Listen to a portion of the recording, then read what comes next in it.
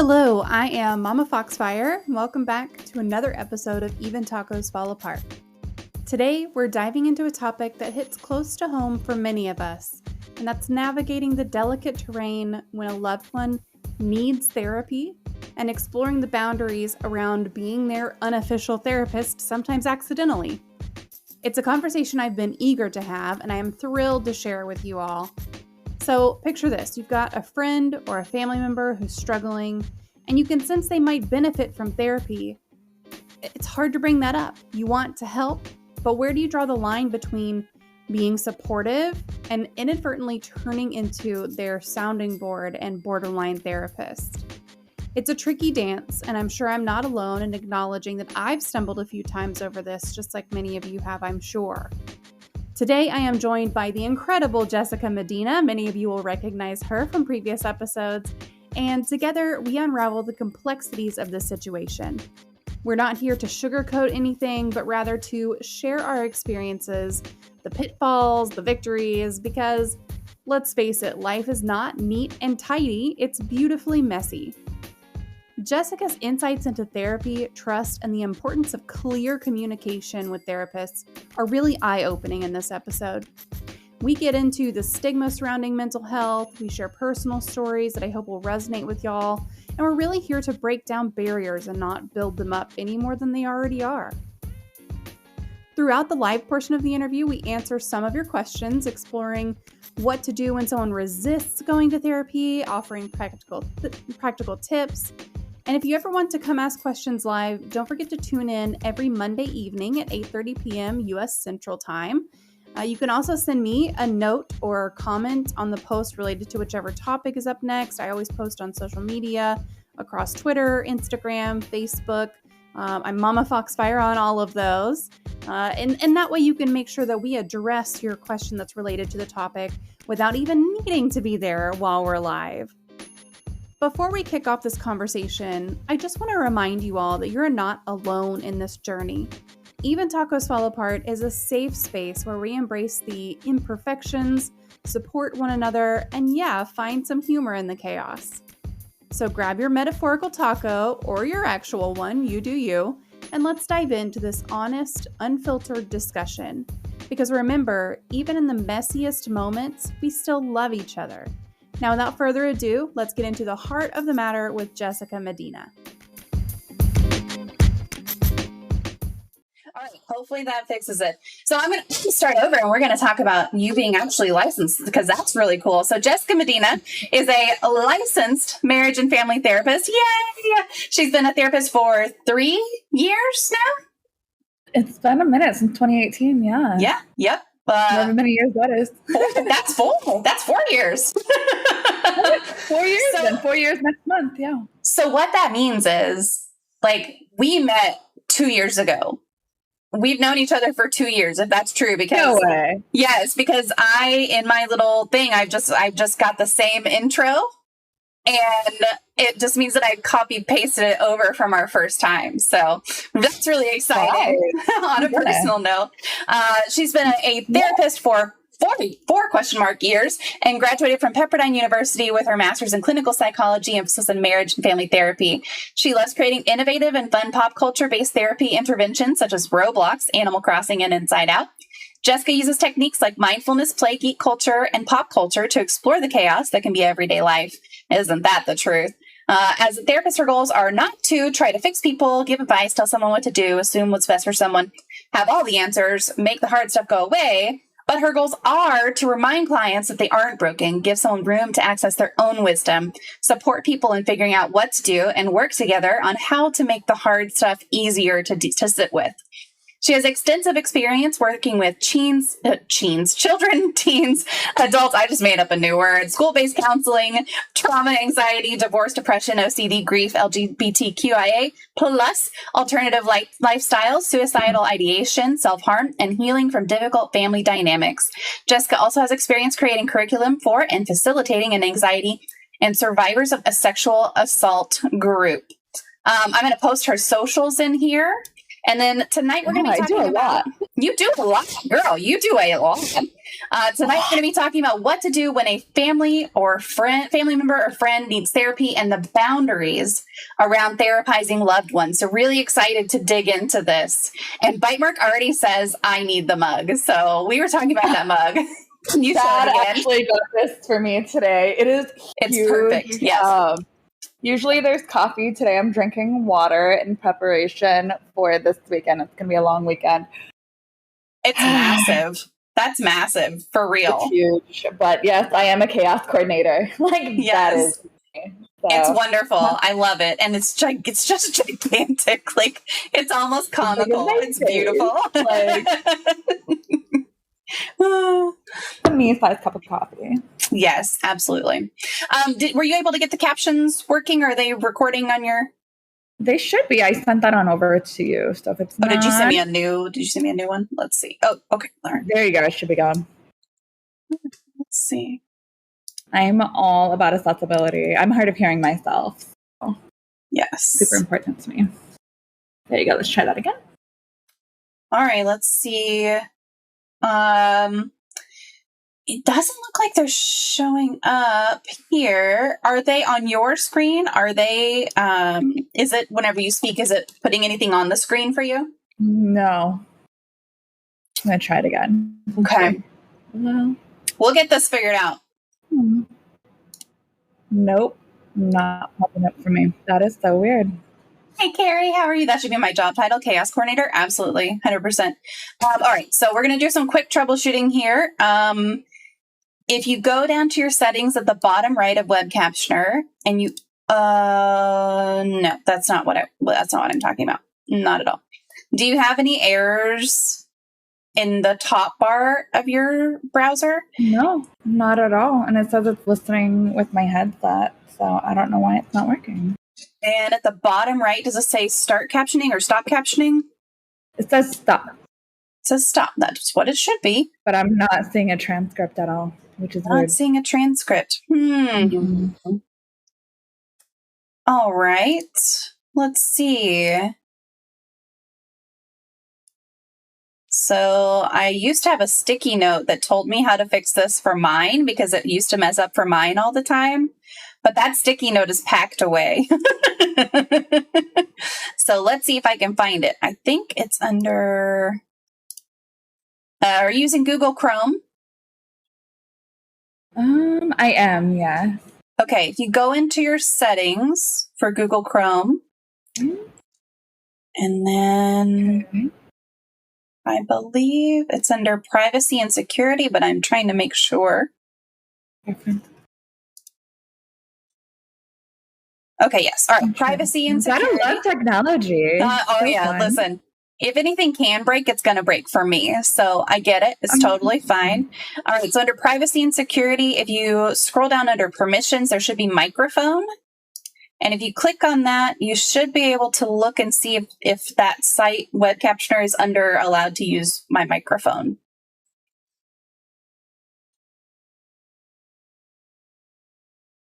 And it also should tell you what your default microphone is at the top of it. And just make sure it's your headset.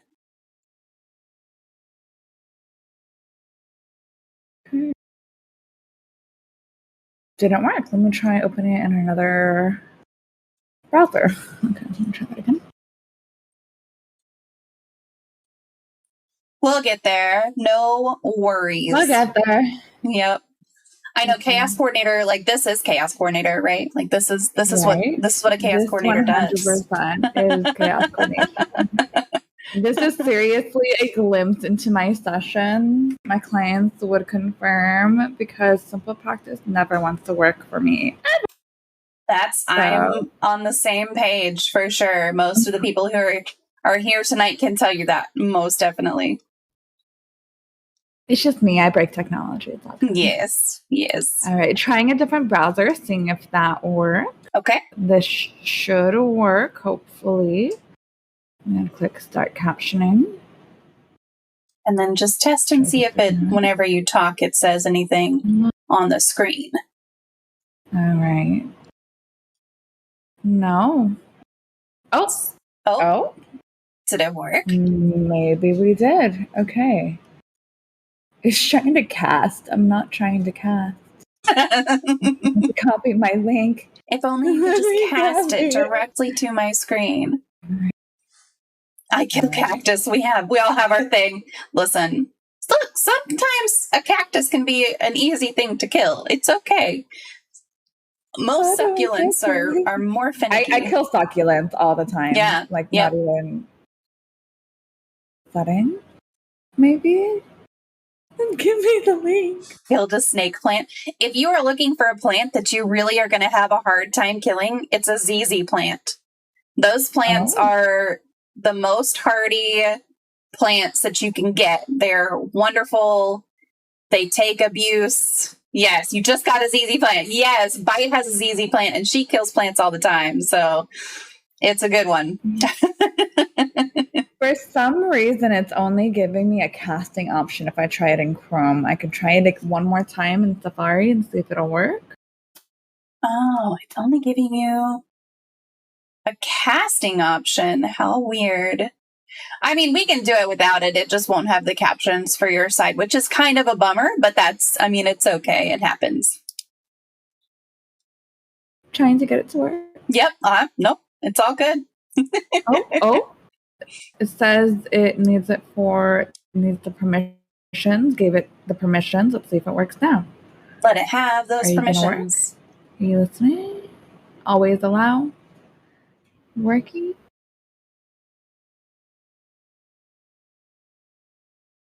Uh-oh. I think I stopped being able to hear you. Oh no, I can't hear you now. Uh-oh.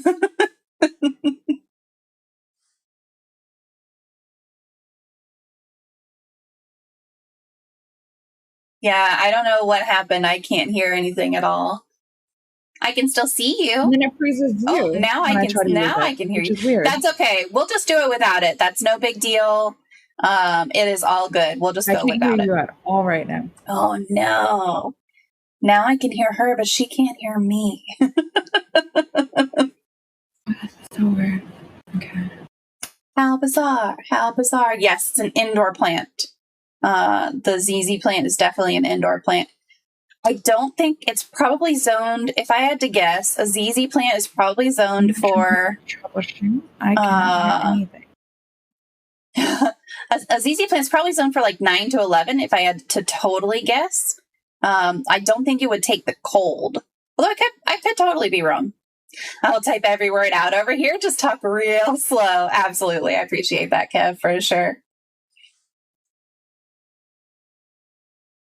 Definitely appreciate that. We brought all my potted plants over. They're all sitting in my driveway.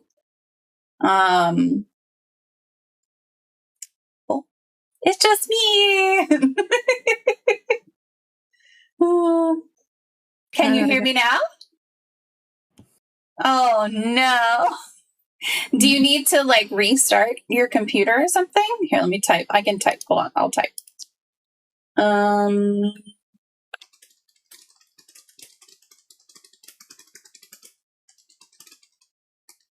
Let's see.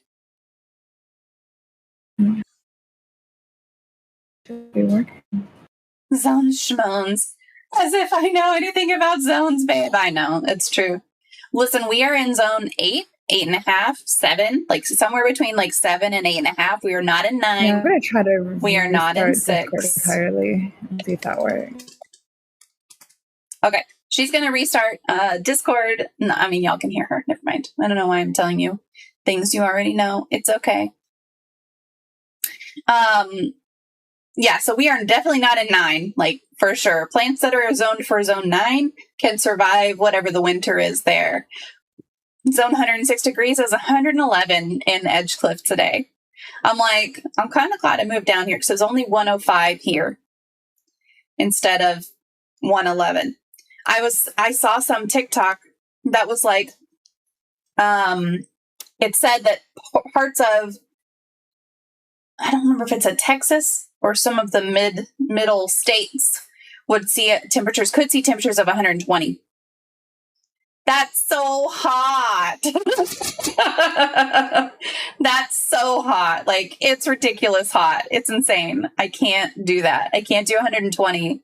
It is bad enough to do 110, 111. Like, that's pretty freaking hot. I think it's gone up to 112 already this year. That's it. I don't need any hotter. No hotter. I'm good. If you don't go any hotter, I'm fine.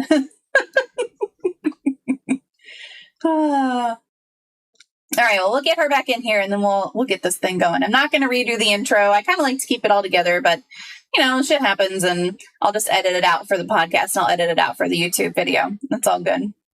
I'll edit this technology bad part out for that. And that's fine. 49 Celsius, 120 degrees. Yes. Yeah. It's hot. It's really hot. Yeah. It's funny because I was talking to Maddie in the Orfina Discord for New World, and he's in the UK somewhere, I think. And he was talking about it being hot there. I was like, okay, well, how hot is hot to you? And he told me, I'm like, all right, I don't know. Like 39 degrees Celsius is like 89, 90. And that was really hot. But I get it. Like, if it's hot for your area, it's hot for your area. The coldest temperature I've ever experienced is -8 degrees. And I was camping at the time. And I literally woke up with ice crystals in my nose. You can hear me now. Oh. I was too loud. Oh, I was too loud for you. I love technology so much. Uh-oh. Are we good? Can you hear everything? Okay, that's good. I'm gonna fix this. It's gonna happen. We're gonna get this to work.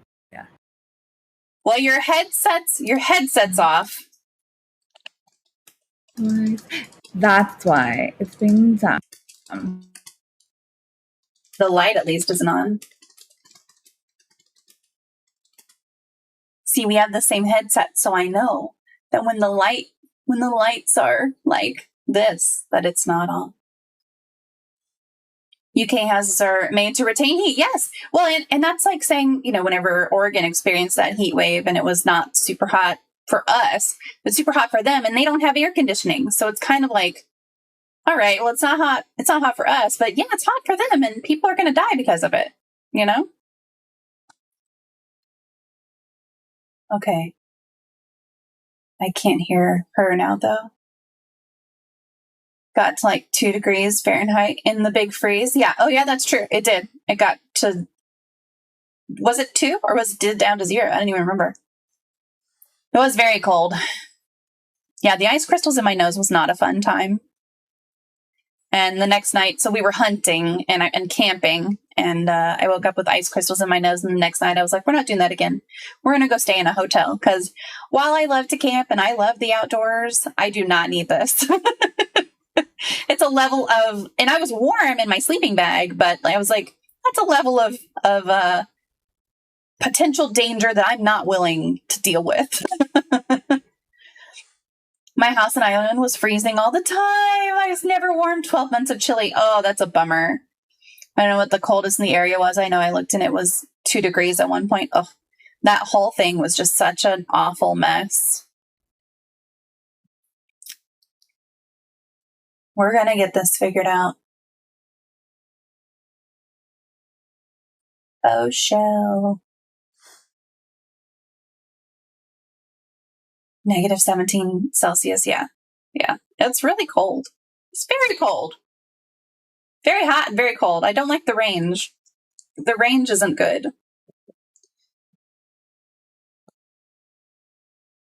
So I'm very excited to be in my new office. Like I said, I will unpack the boxes that are behind me eventually. I will have blinds on my window eventually. All the stuff will be done eventually. It's just not done quite yet.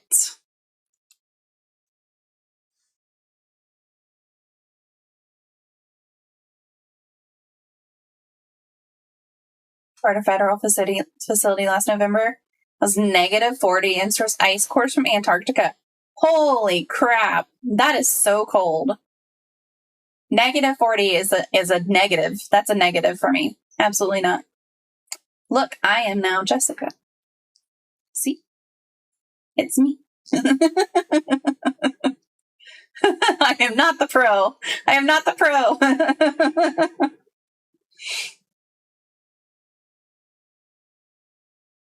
I'm just glad you're back. Yeah, I'm here. We're going to figure it out. It's all good. I had to go once in a lifetime opportunity. Oh, yeah, absolutely. All right. So here's the thing. Here's the thing about me, as if y'all don't know. I love experiences. Like, I would love to, anytime I'm presented with an opportunity to travel or do something different that I haven't done before, I'm all over it. I'm like, yes, I want to do that. So if someone said, hey, you want to go to Antarctica and tour a facility and it's going to be really freaking cold, I'd be like, yes, sign me up. Absolutely. Thank you. I'm very excited to have moved. I have my kitchen, I think, entirely unpacked at this point. My bedroom is unpacked. My 8-year-old's room is almost all the way unpacked. My 15-year-old's room is almost all the way unpacked. We've been just like unpacking a couple boxes every day, and I'm neglecting all of my spaces. Like, I'm unpacking the utility room, and I'm unpacking my stuff, and I mean the kids' stuff, and I'm unpacking the kitchen and the living room and the dining room, and not my office and not my room.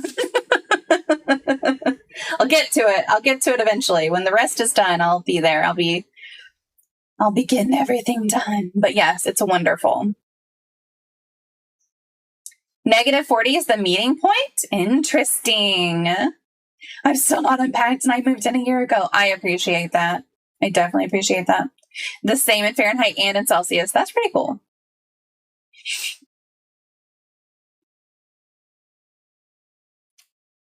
So her thing says deafened on it.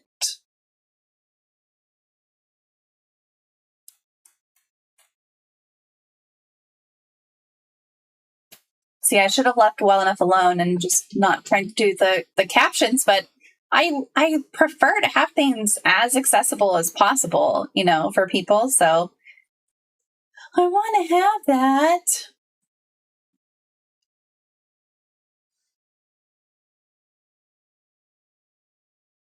Oh, the deafened went away. Oh, think her camera's coming back.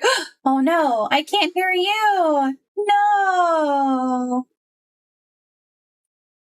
I can't hear you.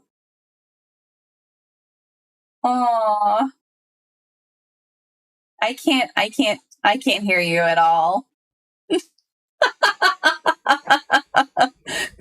See, I know what that word was.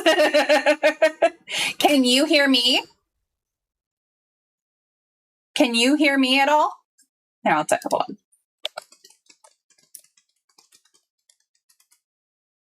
I can't hear, but I can see you.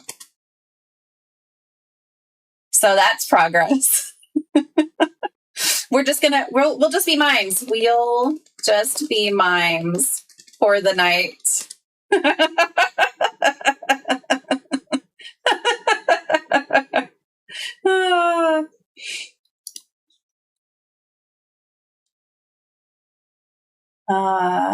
I did not know that. I'm sure I learned the -40 thing in school, but did not retain that info. Yeah.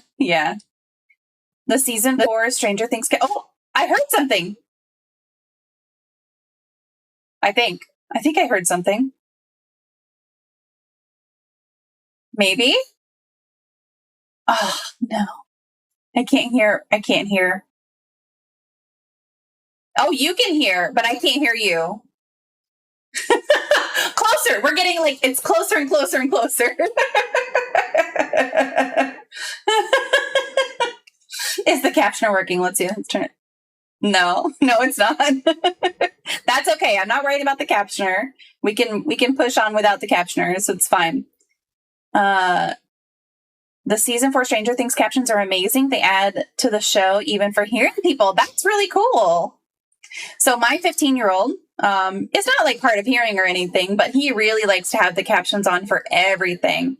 And I find them pretty distracting if I'm going for immersion. If I'm not going for immersion, like if we're watching Criminal Minds or something, I don't mind having them on and whatever. But If it's a movie, like I don't necessarily want them on, but he really likes to have them on for everything, and that works out. That works out pretty well for him. If you stick to curse words and simple ones, I can visually get them. If we stick to only 4-letter words, we can understand them without anything happening. So all of the answers just need to be 4-letter words. Oh, I heard something. Oh, I hear myself.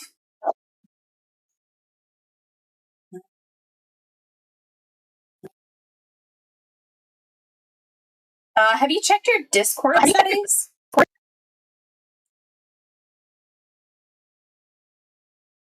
Because now I can hear myself.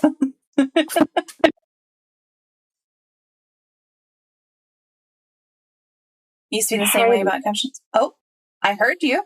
Can you hear me? Yes, I heard you. Perfect. It's really, really glitchy on my end in terms of audio. I don't know if that's on my computer thing or what. Weird. Am I sounding glitchy to anyone else? Is it, am I coming through glitchy? See if anybody else is having the same issue with maybe it's me. Yeah, I switched input. That sounds much better. Oh, that sounds much better. Whatever you just did is much better. Oh, it is significantly worse on my end now. Oh, no. Okay. I don't know if it's on my end or not. I was hoping that switching would resolve it. Chat is saying there aren't any issues with mine on their end. So I'm thinking it's got to be Discord. Yeah, it's like super choppy on my end. Weird.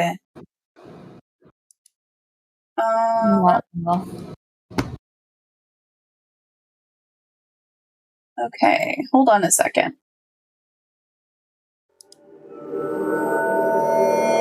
All right, let me go into my settings and just see if I change something for Discord only. Does that sound better for you?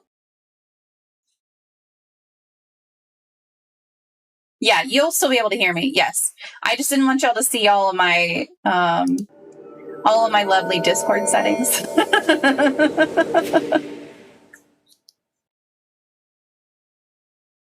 It does sound better though. That sounds better? Okay. Yeah. Yeah, I don't know. I don't want to jinx it or anything. Like don't touch anything. I'm not going to touch anything. No, hands off. I'm not touching anything. Not touching, can't get mad. Nope, all I did was switch to my AirPods. So okay, well, listen, that's better then. There you go. Sorry about that. Thank you guys for being so patient. I really appreciate it. It's all good. Look, if chat is here for a non-tech problem stream, they're in the wrong place. Chaos coordinator, baby. That's what it is. 100%. Okay, so it looks like you're coming through on this end just fine, and everything should be good to go. So are we good? We're good. Awesome. Okay, so you are only the second person I've had back 3 times. So Jack Birkenstock is the other one. So you're now tied with him. Wow. So we're going to get into some of the more like deep dive, get to know you questions. So do you consider yourself an introvert, extrovert, or some combination? Again on my end. No. Yeah, it's not as bad as before, but it keeps dropping out every other word. Oh, man. Okay, we can just basically go on the list. Well, that's not going to make for a... All right.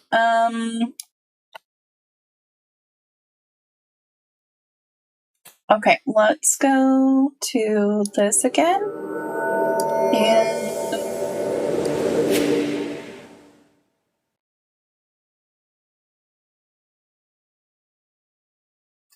is the volume okay? The volume's good. It just like I'll hear you and then it'll cut out. Like it'll drop. Weird. Okay, all right. Let me look. Let me look at this again. Maybe if I change it to that. How's that? Pretty good. I can let you know if it starts happening again. Okay, all right. Let's try that and see how that goes. Is it still happening, or are we good? It seems good, but every time I say that, it starts happening again. I know. That's true. That's true. All right, so let me move some things back over, and then I'll switch the scene back over. This one right here. We got it. This is going to be good. All right. Are we good? I think so. Okay, I'm not Shut it again. I'm like, really, I'm gonna hold on to the arms of my chair so that I don't touch anything on my computer. That is me. My ass is sitting right here. I'm not touching a damn thing. Absolutely. So do you consider yourself an introvert, an extrovert, or some combination? And how do you recover from moments of opposition to what you consider yourself? It's always an interesting question for me because I think it's been a minute since I've been on here. Since then, I've been diagnosed as autistic.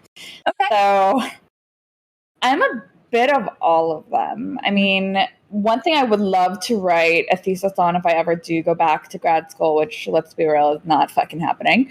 Grad school is not fun. But when I drink or when I consume like cannabis, my autistic traits go up completely out the window. So leading up to a social gathering, I'm a huge introvert. I'm a huge homebody. You can ask my husband. Like, he's also autistic. So we like staying at home. My job, I'm peopling all day long. Maybe that's what it is. But when I have to people, even with even with like close friends, even with family and whatnot, I still get exhausted at the end of the day. Mm-hmm. So, but if I'm drinking, that goes completely out the window. I don't know why, but I know this has happened to a lot of other people I know who are also neurodivergent. And I'm wondering if some part of the brain is affected by substances. So I guess it depends. A lot of people who meet me, they'll tell you, like, there's no way in hell Jess is an introvert. But I actually am. I'm a huge public speaker. I mean, fuck, I'm on a podcast.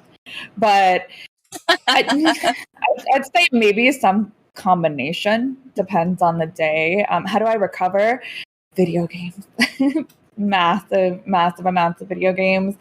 For me, that's been my biggest self-care lately, is kind of shutting off from the world. Mm-hmm. And for those of you who don't know, I crochet. I make crochet plush penises. Fantastic. I actually have they have like little eyes on them and little happy faces and like blush. I've made a pot leaf dick and a little mushroom. So I do that on my spare time for fun, just a way to focus on something else and quiet my brain down. That's the other side of being an introvert. It's these rejection sensitivity, and I think that's why I'm such an introvert. I don't want to subject myself to that, so I kind of tend to avoid all of that. So if I'm too much peopling, I'll do the opposite. I'll go onto like Animal Crossing or play some video games and kind of disconnect from the world. But if I feel like I'm so removed from the world and I've been at home and lonely, then I'll invite a friend over. So I usually do like these. Yeah, that's really good. It's interesting that it goes away when you drink or I don't know why. Like that's interesting. I don't know why. If you do go back to grad school and you write a paper on that and you do some research, please let me know, because I would love to. I might have a paper on it for funsies. So there you go. I got you. So you got married since we last spoke, and I know that you didn't have a wedding, but can you tell us what you're about to do? Yes. So we call it Paper Day. We went to the courthouse, which is really cool. It's where they filmed American Horror Story Asylum. So the old Orange County courthouse down in Santa Ana is actually where they filmed the outside of the asylum. So it's really cool. It's a nice historic building. We signed the papers. I'm legally Jessica Medina. You might know me as Jessica Ehrman or Happy Little Brain. But my favorite part, we are eloping, even though we already eloped. We eloped the elopement. So we're technically having 3 weddings. Hey, you can swing 3 weddings. Absolutely. Right. The first one, I wore a cute little mushroom t-shirt with jeans. This one, my husband had a cute little matching button up with mushies on it. I'm a psychedelic therapist, if you haven't gathered that already. But on Friday, we're going to Hollywood Forever Cemetery, which is where he proposed to me during a very beautiful Dia de los Muertos event. And we're going to go back there with our friends and family. Aww. Actually, our entire bridal party.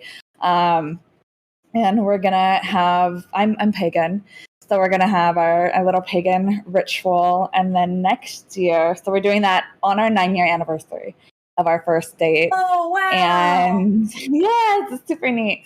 And then next year, we're going to have the big wedding with friends and family with a big old white dress. So I get to wear, for this one, a nice like wine-colored gown with gems all over it. Oh, yes. Hollywood glam. And then I even got my nails done. They're all cute. Oh, that's so pretty. And then next year, I'm going to have like the big white gown. We're going to have it at a really, really cool like windmill type thing. It's all-inclusive, very beautiful. But that's actually going to be the 1-year anniversary of us being married and the 1-year or the 10-year anniversary of our first date. So that's amazing. I love that. I love like you're building in tradition all around y'all's union. That's beautiful. That's really cool. I love it. Yep. Cyto architect. Okay. All right. Cyto architect. Interesting. Some said some substances make it easier to dissociate, which is habitual to begin with. That's true. Yeah. That's absolutely true. I see. For me, it's the opposite. So I also have CPTSD. Yes, I know it's not in the DSM, but it's still a thing. But along with being autistic and having ADHD, so dissociation is a near constant thing for me. And I think that's what makes me so anxious when I go to a social gathering. I become anxious that I'm going to start dissociating while I'm there. And it all mixed with the autism and not being able to pick up on social cues, I'm not able to identify when it's coming off as rude of me being checked out or me on my phone because I'm so dissociated, I start getting panicky almost. So when I consume alcohol or marijuana, it actually does the opposite for me. I become kind of hyper aware and it makes it easier to pick up on social cues for me. And I think that's what it is for my brain, at least. Yeah, gives you a little bit more control over the situation in some ways. It quiets things down a little bit. Yeah, absolutely. Carrie said, loving the idea of a wine-colored dress. Absolutely. I think it sounds amazing. If you want to post a picture, like if you put it on Twitter or something, I would love to see you in that dress, 100%. I actually have a picture, so I'll post it on Twitter. But I do have pictures. Or I can pull it up right now. Like I have it on my absolutely phone. Hold it up to the But yes, it's so pretty. My husband actually picked it out for me. He doesn't know what the big white dress looks like. Oh, no that's clue. Awesome. But he picked this dress out for me, and it's actually super, super, super pretty. So this is the front of it. Oh my God, that's beautiful. And then the back is equally as shiny. Wait, there you go.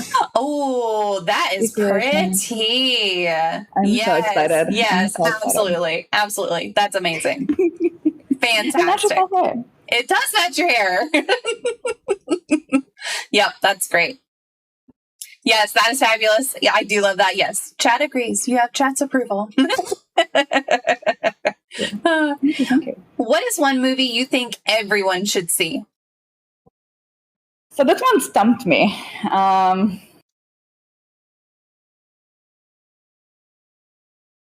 my favorite movies are coming into my mind. Like, if you're talking, like, as a therapist, I'd say Inside Out, of course. That one's one of my favorites. I love that movie. If you're talking culture, I love Encanto. Like, that one has a soft spot in my heart. Also a very good movie. But if I'm picking, like, an all-time, like, ever since I was even, like, a little kid, like, showing my age and how I'm such a baby, but Oh Brother, Where Art Thou? I would say in terms of storyline, in terms of, you know, the connection to Old English writing and those tales and the stories and just how it plays so seamlessly through the story, plus the music, the soundtrack, just all of it is just really cool. I love stories kind of like how Lion King, Hamlet, all of that. I love seeing it referenced throughout different media and different takes on it. So I think that one's my favorite, plus the whole siren aspect of the ladies bathing in the lake. It's just here for it. Yes, I love that movie. A lot of our quotes that we say in this household come from that movie, The Princess Bride, Labyrinth. Princess Bride, yes, Labyrinth. And I'm trying to think of what other movies we really quote a lot. Those three. We quote those three a lot. Oh, same here. My house is both a music and movie household. I mean, I'm a geek therapist. Yeah. Princess Caribou. You're right. Definitely Princess Caribou. That's a good one too. Oh, absolutely. So in your opinion, what makes someone a good mental health professional? Funny, we kind of just covered this on my podcast. We went over red flags, hence why I have a cute little red flag. I love it. But what makes a good mental health professional? Someone who gives a shit. Yeah. And what I mean by that is, it's very clear the therapists who have an agenda, the therapists who see you as just another client or just another number. But I have clients who have stayed with me for years. I have a client who's been my client since I became a clinician. And it's just great. I have clients who have referred their friends, their significant others. And what makes a good mental health professional, honestly, someone who's not afraid to sit with clients exactly where they're at. A lot of therapists will say oh, I get it. No. But are you sitting with your client? Even when they push back, even when it's uncomfortable, it's showing that unconditional positive regard. And a lot of therapists just leave it at the positive regard, not the unconditional part. Yeah. And what I mean is not taking it as a personal attack when your client becomes suicidal. What I mean is not taking it as a personal attack when clients come back with feedback or when they're saying, hey, I'm struggling. It's actually sitting in that messiness with them and showing hey, no, I do care about you. And I love all my clients. I care about all of my clients. They text me on the weekend sometimes, sending me memes and TikTok. That to me is a good mental health professional. Mm-hmm. Yeah. What does it look like to sit with a client who's in something really heavy? Holding space for them. I know a lot of the words that I'm using is hold space, flowery words. But tell me you're a stunner therapist without telling me you're a stunner therapist. But for me, holding space is, I know what it looks like, but to explain it in non-clinician terms, so fucking hard. Welcome to the grad school dilemma, taking the theories and actually applying it. But to me, it's a lot of therapists will come in with an agenda, with okay, we need to work on this workbook today. We need to do this paper or whatever. We need to explore this topic. For someone holding space, it's throwing all of that shit out the window. Yeah.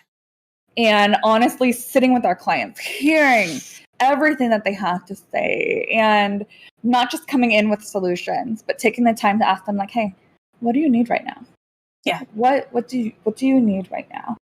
And rather than oh, well, if you do DBT and you do this technique, you'll feel so much better. It's not rushing in to provide answers and solutions. It's really taking your time and giving your clients that room to sit in their emotions and hold their hand, so to speak, and show them hey, you're not alone in this.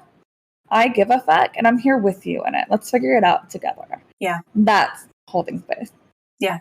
I actually have a really good example of this that I went through in therapy. So I was in therapy at this time, really before my divorce, and I was just exhausted. Everything was exhausting. The kids were exhausting because I was also interacting with my ex around the kids. And to do that was a very walking on eggshells kind of thing. And then interacting with my ex was walking on different eggshells. And most of the times those eggshells would crack. And then work was really stressful, as it always is. My work is always stressful. And there was one day that I went into my therapist's office and we were still I was still just kind of working through all of this. I was very new to therapy in general. This was a long time ago, but, and she was you look tired. Like, I'm not saying that to be rude, but you look tired. She said, do you need to just lay down on this couch and take a nap? Because literally we can do that today. Like, if that's what you need to get you through, you can just take a nap. And I wound up not, but I was just like, can we just sit here for a minute? Can I just have some quiet? Yeah. No, that's exactly what it is. Yeah. And I've done that as a school-based counselor. I had so many kiddos who were exhausted. I had kiddos who were not eating, and I was like, hey, you look like you can use a snack. Like, here you go. Yeah. Or I would play with them during recess. Or now I do telehealth almost exclusively. I have like one client I see in person, but it's sitting with them in that moment of, I ask them, like, hey, what do you need today? Like, I ask all my clients at the start of session, like, what do you need time for today? Whether it be talking about things, whether it be just sitting in emotions, whether it be, I had a client stick me in a freezer, but she was mad at me at that moment. But that's what she needed. That's holding space, like sitting in the freezer. Granted, I was on an iPad. I mean, I'm tiny. I could probably fit in a freezer. But I've had other clients where we watched YouTube all session, or we listen to music all session. That's holding space right there. And yeah, no, I've had clients nap for sure. Yeah. That's what you need. By all means, you do you, babe. You do you. Yep. And I think it's also a little bit of recognizing when your client needs something different than just talk therapy or whatever form of therapy you're doing, and offering them that. Like, literally in my case, I just needed some quiet that day. Like, that's what I needed. And I wasn't going to be able to get it anywhere besides in my car by myself. So yeah, I love that. I think that makes a very good therapist. And it's the reason why I was so heartbroken when my therapist moved away. Would cry. Yes. Yep. Absolutely. Well, I mean, we still do we do telehealth. The telehealth. But it's not the same. No, not the same. Not the same. So, but she's wonderful. So what are some signs that a friend or a loved one needs therapy? If you're speaking from my perspective, you're friends with me or related to me. Y'all need therapy. I'm sorry. Mm-hmm. But someone who needs therapy, everyone needs therapy. I'm going to just say it. Everyone needs therapy, especially for the people in their life who refuse to go to therapy. But what are some signs? I know that's probably not what y'all want to hear. You're like, okay, yeah, that's helpful. But I would say those who clearly are having a hard time with emotional regulation. Like, the easiest things, the littlest things make you lose your shit. Or you're displacing your emotions onto other people. Or you're uncomfortable with your emotions. You don't know what to do with your emotions. Or you're just stressed. You want to learn more about yourself. There's so many needs for therapy. You don't just have to be in crisis to go to therapy. And I think that's a common misconception as well, that things have to be horrible for you to go to therapy. It's actually better to go when things are not horrible. So you can learn the coping skills for when things get horrible. Yeah. Right. But some telltale signs, people who maybe aren't in the healthiest relationships, whether it be friends, coworkers, loved ones, or someone who has a hard time with boundaries, or just someone who's struggling with stress, depression, anxiety. Any one of those things could be signs that your loved one needs therapy. Yeah. I agree. I think there's not a person on this earth who couldn't benefit from a little bit of therapy. Like, not a one. Not a single person. No. And myself included, like, absolutely 100%.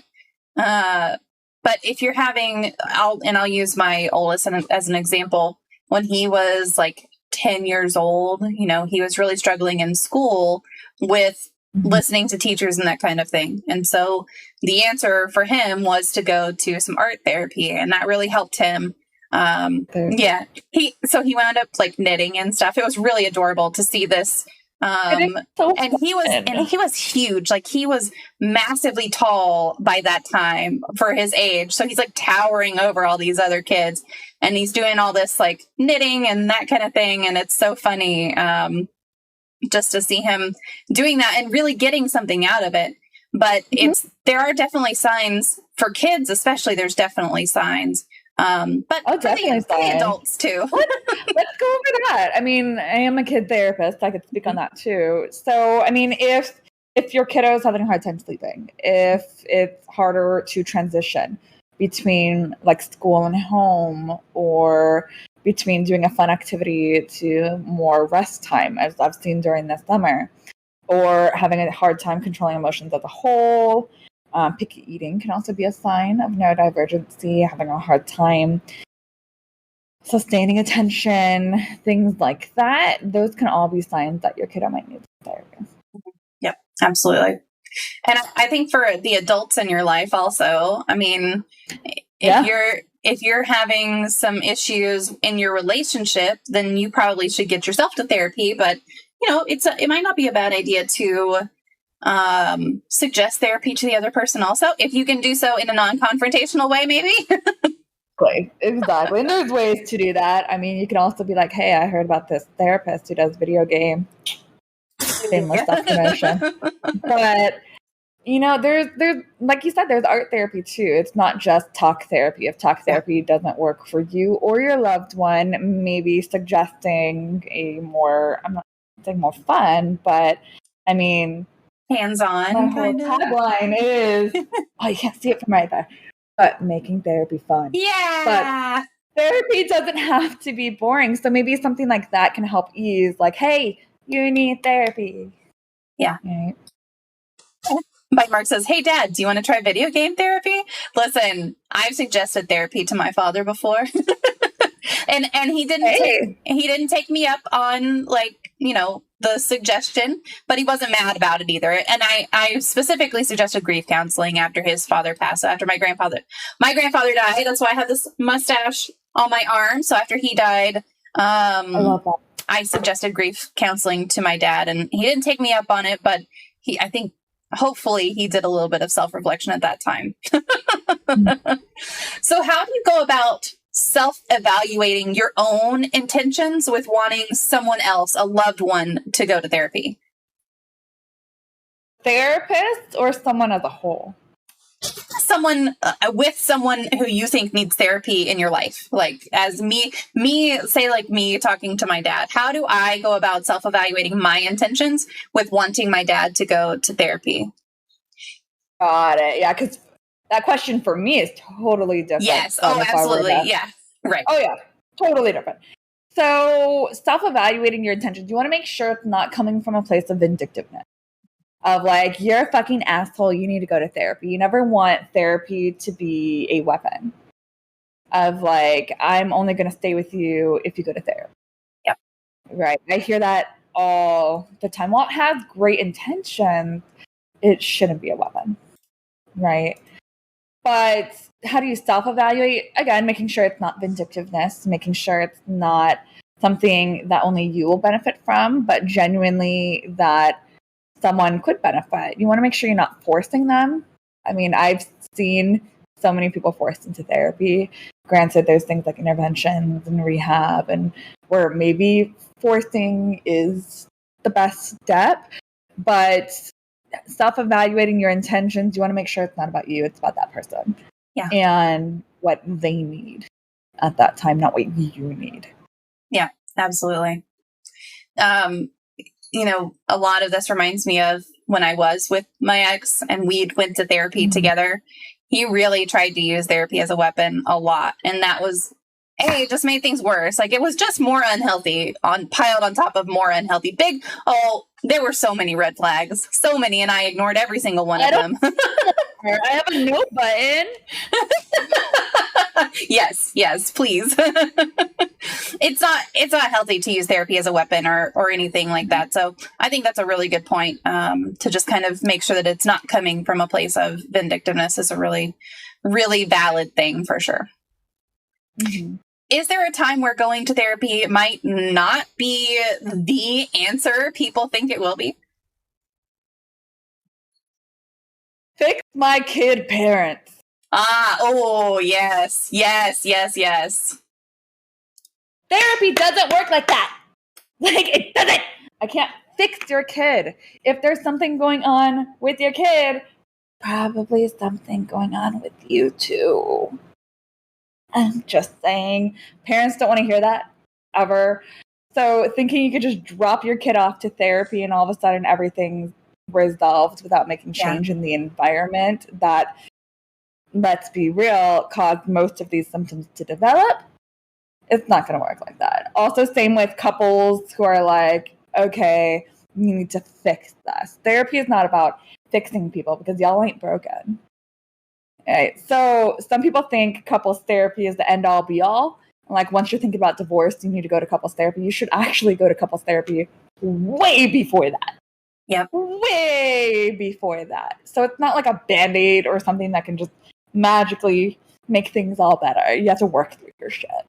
So if you're coming to therapy with the conception that the therapist is going to come in, tell you how to fix all of your problems, and magically you're better without doing any of the work, you are wrong, my friends.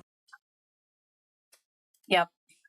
So we have a couple of comments and some questions from chat. I'm going to go ahead and share those. So Fiona says, my parents did fix my kid therapy with me. I did not want to go. Then as an adult, I said I was interested in therapy again. And she suggested, her mom suggested the same therapist. And I was like, are you hearing yourself? Yeah. I actually had a kiddo who was in individual therapy for a while. And the parent then put the kid into family therapy with the same therapist. And then the therapist went and told everything. Years later, I got the kiddo. Of course, kiddo didn't trust me until I was like, hey, kick my ass on Apex. And he's just like, all right. And it just went from there. But I'm sorry. I'm glad you were at least kind of open to it. Hopefully you got the help that you needed, but that is super shitty. Yeah. So same chat says, can it be about both me and the other person? I just want my mom to stop dumping family drama on me, as well as having her own coping mechanisms and support system. That's a good question. Hold up, I got you. If you're looking for a great workbook, this is amazing. Ooh. For exactly what this is called. Repeat after me. It's a workbook for adult children overcoming dysfunctional family systems. Oh, there you go.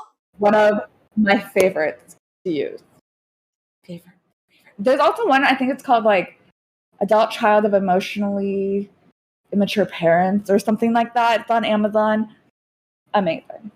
Yeah. Amazing. But what sucks ass is a lot of us were raised, and I treat people all the time. I'm sorry for going on a rant, but also not sorry. Y'all have to deal with it. I'm the chaos coordinator.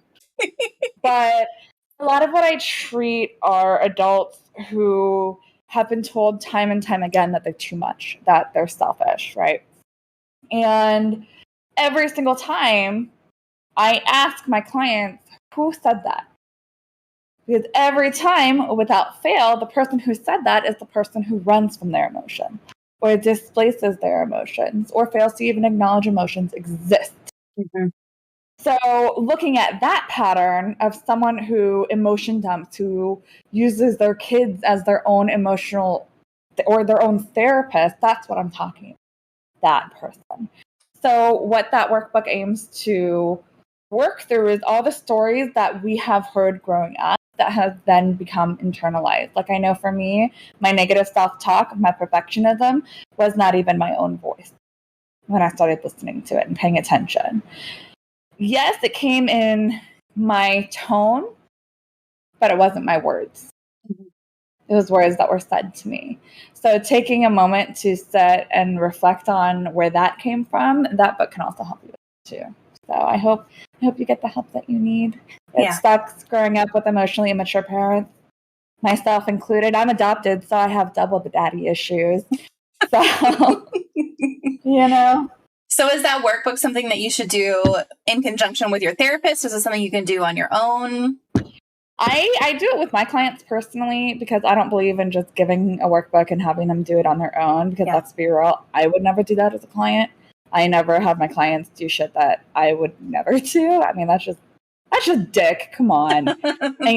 Same with exploring things and different interventions. Everything that I use, I've either had done in my own therapy, or I've done it enough with other people facilitating it that I know what it's like to be on the receiving end of that. So that one, I personally walk my clients through it only because it can get a little messy. So I wouldn't necessarily recommend diving into something like that that's going to bring up a lot of your family of origin trauma, unless either A, you've done the work, or you're doing the work, or you have a fuck ton of healthy coping skills to rely on if it does bring up like nightmares or other PTSD symptoms.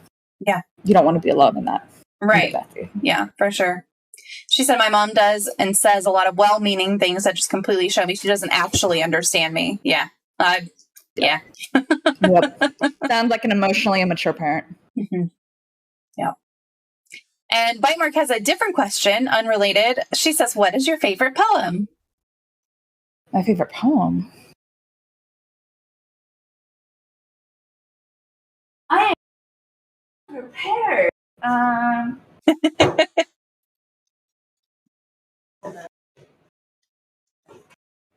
I know I have it marked. Hold up. I remember I shared it in here. It was one of my favorites. Can I share the same one more than once? Yeah, absolutely. Cool. I bookmarked this one. I kind of like this one though. I bookmarked it a really, really long time ago. But wait, what's the other one?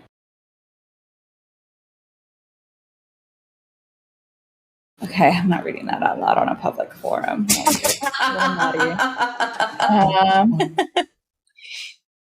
This is from one of my favorite authors. It's called Ruby Kaur. Probably mispronouncing the shit out of that, but it's called Milk and Honey, and this one really got to me. I mean, I'm reading it because. Oh, can I read two? I'm going to read two. Yes, absolutely. So this one, it holds a nice space for me because I remember I bookmarked this when I was kind of dating my husband. I mean, TLDR, we started off as like friends with benefits. Right after high school, dated for a few years, became official, and now we're getting married. But we've known each other since like sophomore year geometry, and now we're going on 9 years. But this poem holds a special space for me because it's kind of my relationship in a nutshell of healing from sexual trauma. So I need someone who knows struggle as well as I do. Someone willing to hold my feet in their lap on days it is too difficult to stand. The type of person who gives exactly what I need before I even know I need it. The type of lover who hears me even when I do not speak is the type of understanding I demand. Wow. I like that one a lot. Mm-hmm. And then this one I marked for other reasons. I thought I was going to go or flip to a different poem, but I think that's in another one of her books. She has quite a few of these, and I think every one she's had so far. But stay strong through your pain, grow flowers from it. You have helped me grow flowers out of mine, so bloom beautifully, dangerously, loudly, bloom softly, however you need, just bloom. I love that. That's great. Both of those are really good. I like it. I love poem. She said it's tradition to ask the question, but I'm fine with the same answers. Yes. Yeah, those are both really good. And I don't think those were the same ones as last time either. No. Yeah. No. Different one. Mm-hmm. I was trying to find that book, but I moved everything around me and stuff. Listen, I moved, so I get it.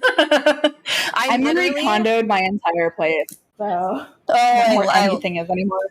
I tried to do that while I was packing, and then at some point I was just like, I don't have time. So now I'm trying to do it as I unpack. We don't know her here. Mm-hmm. No, we don't. Fee said, so this is back to the mom. I don't get nightmares, but I also do not have healthy coping skills. They're not bad, but not adequate. Yeah. Therapy will help with that. Yep. Therapy helps teach those good coping skills, especially if, boundaries are a little bit harder to navigate with people who continuously disrespect you. Yeah. So healthy coping skills. A good therapist will equip you with healthy coping skills. Hey, there you go. That's the answer to that question. I like that. Are there common barriers to going to therapy for some people, and how do you overcome those? Yeah. So thanks to telehealth, those barriers have been removed. If you look at those who are not as physically able, traveling and commuting to a therapy office is difficult. Or for those, like I treat a lot of individuals who have chronic pain, and having therapy from their home is a lot more accessible. And for me, I like it because I'm hard of hearing. So being able to have a headset is immensely, immensely helpful. And a lot of times I do have live captions on my screens. I'm really sad that I wasn't able to get it to work today, but I always have live captions as well on mine. So that can be a barrier, not having access to like interpreters or things like that. Money is the biggest one that I've seen come up recently. Overcoming those, it's not easy. I don't have a magic wand. If I did, a lot of things would be resolved. But, stigma, fear as well, shame of mental health. So how do you overcome those? Get the fuck over it. For shame and stigma, honestly, there's nothing bad about going to therapy. It doesn't mean you're weak. It doesn't mean you're a little bitch or whatever other words you want to use. I've heard it all. Doesn't make you less of a man, less of a woman, or any other gender binaries you want to slap onto it. But therapy is for everybody. And you don't have to spend tons of money on therapy too. There are lower fee places like agencies, nonprofits, local community colleges. A lot of universities will have a counseling program, not just for students, but for the public as well to utilize. So there are also a lot of therapists, myself included, who offer sliding scale fees where we might not offer our full fee sessions. Like my full fee is $195, but I go as low as like $60, right? Because I get it. There's also payment plans you can do. You don't have to attend weekly. You could do bi-weekly if that's all you can afford. So it's really flexible. You just have to find the right therapist for your budget too. And I would also encourage people, if you have a job, to check with your employer and see if they offer something like an employee assistance program. I know that through ours, I think we can get like 8 sessions free every year, and each immediate family member, each immediate family member can as well. So like my 15-year-old goes to therapy still, and so every year I can get 8 free sessions for him. And I unfortunately can't get a free neuro consult for my 8-year-old. I wish that I could, but that neuro just costs money. Do you have a regional center near you? I'm not sure that there's one down here.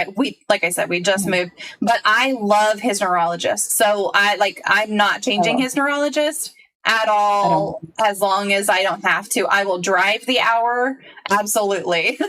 If you get a good neurologist, stay with them. He's wonderful. For those listening, if you're looking for like a autism evaluation, I know in California, I think it's called the resource center, the Child Resource Center, but they do assessments for free. If you're on Medi-Cal and your children have Medi-Cal, you can also get free therapy, I think, through the Child Guidance Center. So there's tons of people that do offer free therapy as well. Yeah, and if you are a survivor or a victim of like a crime, there is Victims Compensation Fund as well. Like for Route 91, there was compensation for you to receive therapy as well. So there's all sorts of different options. Yeah.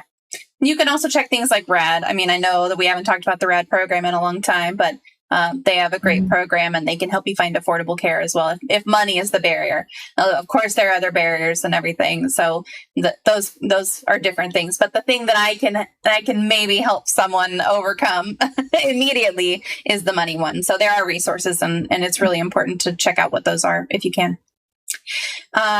Saito Architect says people absolutely should be ashamed of bottling things up. I wish people were ashamed of not going to therapy. Like, that's what I wish. I wish people were ashamed of bottling things up. Therapist? What do you mean you don't have a therapist? Like, that's what I wish. Like I love, and I'm saying this sarcastically, the ones who are like, oh, I just bottle up my feelings. I don't talk about it. It's like, you think that's healthy? Like, that is not healthy for you or anyone around you. Please go to therapy. Yeah. Yep. Yikes. Don't do that. Yeah, absolutely. Aside from saying you should go to therapy, what are some ways you can show meaningful support to a loved one in their time of need? I'm gonna assertively challenge that. Why not say you should go to therapy? Well, like Right? if you've already said you should go to therapy and they've either rejected it or they haven't been yet or that kind of thing, what are some ways that you can show support in the meantime or in the face of them being jackasses and just not going? Address this from multiple points. Okay, so person Jess would be like, hey, like, really should go to therapy. Like, or I'd be like, you're fucked up, girl. Go to fucking therapy, man. Like, I don't have the spoons for this. Go to fucking therapy. Yeah, I'm blunt. I'm kind of a dick. That's where the autism for me comes in. But honestly, you can approach it from several different ways. It really depends on the individual. Yeah. But saying like, hey, like, I've been to therapy. It was really, really helpful for me. Like, you know, I think it might help. Or my favorite, you know, it might help to talk to someone unbiased. Mm-hmm. Someone who has no emotional investment in what you're going through, who can help you walk through things so you're not alone. Excuse me, in the messiness of life. So that's what I usually present it as, of like, hey, like, it might help getting a second opinion that can help. Or maybe learning some coping skills so you can actually sleep through the night. Might help. Or, hey, let me cover your session. That's always a good one. Or even being like, dude, I know you're into tabletops. Like, here's a TTRPG therapist, like, who I think you'd vibe with really well. Kind of asking them what those barriers are and then offering some solutions to overcoming them. Oh, absolutely. Yeah. Or even better, finding out what their hobbies are, what their interests are, and finding a therapist who is in line with that. Like, I treat people who are in alternative sexual lifestyles. I treat people who are geeks and gamers. So finding a therapist who's in line with that might help a lot too. Absolutely. Laugh for a Purpose says, oh, wow, I'm going to start over. Laugh for a Purpose says, have you all seen the Money Talks TikTok that's gone viral talking about how bad therapy is? And if so, what's your response? It needs to be seen. If not, it's causing a huge rift in the mental health arena. I have not seen that. Have you? I have not seen that. I have heard, though, a lot of people angry at therapists for therapy costing so much. And to give you kind of an insight, I mean, my fee is really high. And it's high for a reason. I specialize in a lot of things other therapists will not touch. I specialize in neurodivergency. I specialize in suicide ideation, especially for clients who have had multiple prior hospitalizations and have chronic suicide ideation and are actively self-harming.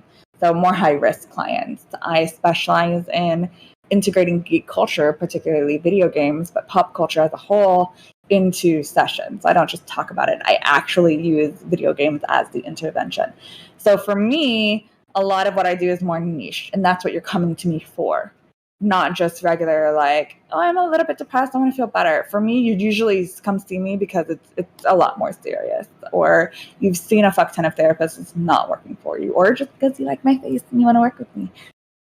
But a lot of us, our fees reflect that. I mean, y'all don't want to see my student loans. It's a lot. But with my hours and upon hours for licensure, I mean, I worked for free for 2 years of my associateship, which is time after graduation. So I was in school for 9 years straight. I went to grad school for 2 years, full time. After that, and part of that, I had to do hands-on work, and then gain 3,000 hours, pass the law and ethics exam, and pass a giant-ass exam as well, all while under supervision, mostly underpaid, and then work my way up to where I'm at. With that, I've done a lot of extra schooling. I've done a lot of extra training, so that's what I charge for. So I can see why someone looking at that price tag, they're like, oh, shit, therapy is expensive. But as we've explored, there's so many other options. Now, unfortunately, there's companies like BetterHelp and text-based and whatnot that are absolute trash, and those should be talked more in terms of how that's harming mental health. But that's a whole nother conversation for another day, but it's really unethical how they treat therapists. I'm just going to leave it at that. And they underpay therapists for the work that's required. But I can see how therapy is costly. It's an investment. It really is. Mm-hmm. And I'm not here to sell you on therapy, but also look at what you're exploring in therapy. Mm-hmm. I mean, what I explore is some deep ass fucking trauma. You don't want to pay like $5 for a session like that. You're going to get what you pay for. Right. Really. So yes, there's nonprofits where you can pay less, but with what you're paying less for, also you're going to get like a trainee or an associate, not someone who's like specialized if that's what you're looking for. So it's kind of like the same going to like a Walmart or a 99-cent store versus going to like a Whole Foods or a specialty market for it. So there's going to be a difference.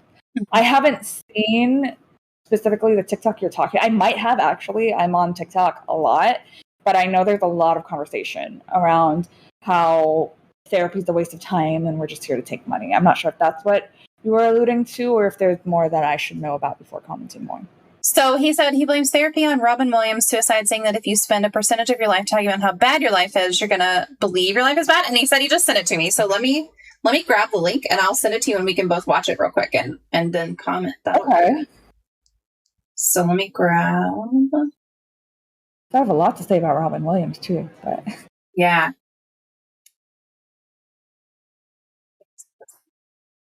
I'm still not used to like typing with my nails, like clickety clack.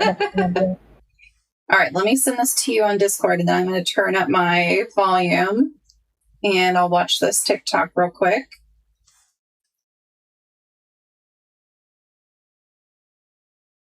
That's a pretty good argument. All right, let me start this over. Why did Robin Williams kill himself? Start over all the way to the beginning, please. There. People often come to me and say, well, if depression isn't real, why did Robin Williams kill himself? That's a pretty good argument. I mean, Robin Williams was famous. He was a millionaire. He didn't have to grow old gracefully. He could have had 19-year-old girlfriends for the rest of his life, drove Lamborghinis and bungee jumped and do whatever the fuck he wanted. He was liked by everyone. No one disliked him. No negative attention, no negative media, nothing. So why does Robin Williams kill himself? Well, I'll tell you why. Therapy is why.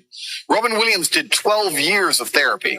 For 12 years, not only was he taking mind-altering antidepressant drugs, which is a video in and of itself, why I'll never do antidepressants. But on top of that, every single day he's sitting there with a fucking therapist. If you sit in front of someone all day, every day, and talk about all the bad things that have ever happened to you all day, every day, you're going to feel pissed off. Even I would want to jump off a fucking bridge if I spent 12 years talking to some dickhead about all the bad things that's happened in my life. It's detrimental. Sitting there crying about bad things is never going to help you. If you're the kind of person who...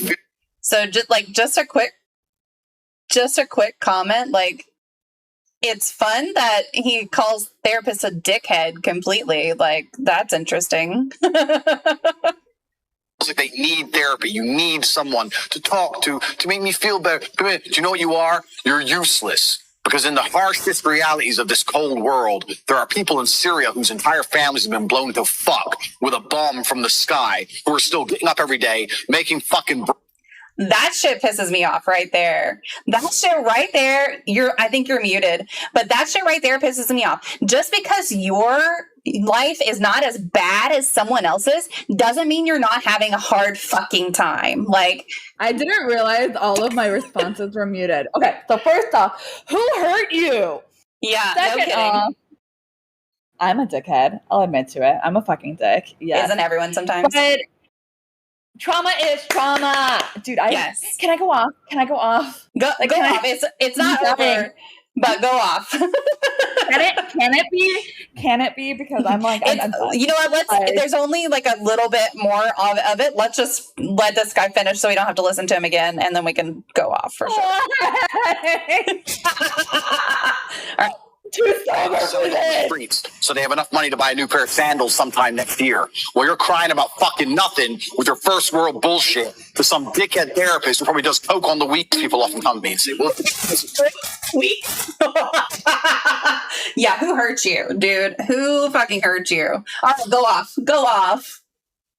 First off, who hurt this guy? I mean, the misconceptions about therapy are absolutely abundant. And I'm not saying this as a therapist. I'm saying this as someone who's so well versed in everything that went down with Robin Williams and everything that went down with the suicide. I mean, I've lost friends to suicide, but I want to say it's one of my morbid curiosities, but one of my autistic enthusiasms is morbidity, in the sense of I got into this field. I mean, if you've listened to other interviews with MommaFoxFire, I got into this field because I love serial killers and cult leaders, but I also love understanding like the 27 Club and what goes on with the psychology of being famous, whether it be as a musician or rock star, or in Robin Williams' case, a comedian and an actor, and someone whose skills have spanned decades, right? But this stupid ass motherfucker did not know that Robin Williams actually had Lewy body dementia. Do you know about Lewy body dementia? Or do you want to have your fucking nose all up in my business, your head up your ass, and fucking your foot in your mouth all at the same time? Look at you fucking wizard. Because he is speaking from so much naivety of, he thinks it's because Robin Williams was talking to a therapist all day long. No, he had Lewy body dementia, which affects your cognitive skills. It makes you hallucinate. And if you know anything, you fucking peanut, you would know from what his wife has said as well that he was struggling with his detachment from reality, which was because of his very, very progressive dementia. That is what made him kill himself, because it made his depression exponentially worse at that point. And that's what made him suicidal. Not talking to a fucking therapist day in and day out. Right. Like, if someone's going to therapy on a daily basis every single day, that person is in active crisis. Even my clients who were about to yeet themselves off this planet, I saw twice a week. And that's excessive in therapy. If you're seeing a client or seeing a therapist every single day, you're probably in residential treatment because you just attempted, or you're on detox. And Robin Williams was on neither of those things. Talking to a therapist is not going to make you go eat yourself off this planet. No. Well, and so I don't know about everyone else's therapy sessions, because all I have are mine. Like, I only have my own therapy experiences and what my children have voluntarily disclosed to me about theirs. And so mine, even when I was in the worst, darkest moments of my life and in therapy, it still wasn't all bad. Like, we didn't only talk about bad shit in therapy. It wasn't just tell me how shitty your life is so we can figure out how to fix it. That wasn't therapy for me. Like, therapy for me was, okay, how was your day? Let's talk about it. Let's process through some of it. Let's figure out some things that you can do whenever you're going home for self-care or whatever you need to do. And let's just talk about what you want to talk about. If I'm the one bringing up all the bad shit and I'm only bringing up all the bad shit, like, that should be a red flag to the therapist that I am really, truly probably approaching a crisis. Yeah, absolutely. But they're not causing that. They're just there to hold my words for me while I sort them out. Like, that's not therapy. This guy, I hate when people say, oh, there are people starving. It's the clean plate thing for me. I found him online. There are children starving in Africa, so you better eat your food. That's not how it fucking goes. Like, there are people who are suffering. There are people who have it way worse than me. Does that invalidate my pain and what I'm going through right now? No, of course not. It's just a different thing. Like, they're going through something that's hard for them. I'm still going through something that's hard for me. That doesn't invalidate me. Like, that is so ridiculous. So ridiculous. That whole thing is so ridiculous. So Laugh for Purpose said, thank you for watching it. I offered to have him come on my podcast and we had some back and forth, and he chickened out after I put this guy through the ringer. He really needs to be stopped. The problem is he has such a huge following and he gets to people. But see my comment above, the guy will do his next video on me. I promise. We went back and forth over this. See, I don't want to follow him, but let me know if he does a video on you and I'll go watch it again. No, for real. Like, I'm looking him up and he is that guy. And when I read it, you'd be like, he reveals the truth about money, power, and wealth. He discusses the truth on this. We talk all things of the most effective way to win in all aspects of life: masculinity, money, and woman, with Andrew Tate. Oh my God. Oh, very. This is the type of guy who will swallow their fucking emotions and use their partner as a verbal punching bag. Yes. Yeah, absolutely. Make a video about me. Call me out, Andrew Tate. Let's go. Oh, Lord. That is, oh, no. Yeah, no, that really is an awful TikTok. And that made me mad. Yeah, I'm a little mad. It made me too. Like, clearly that is something that is so dangerous to put out to a large, massive following and have people who just already believe the things that you say eat it up. Like that is really a danger to people who might be in crisis or even not in crisis, just people who could benefit from therapy. Like, you are furthering that stigma, and that is such complete and utter bullshit. Disgusting. Absolutely gross. Bite says, I feel like this guy needs therapy, like a lot of therapy. Oh God, yes. A lot is an understatement. Yes. Like, this is the guy I personally wouldn't treat, because I don't like that. I don't want to call it toxic masculinity, but what is it? Fragile masculinity? There was a word for it where it was reworded. Instead of like toxic or fragile, it was something else.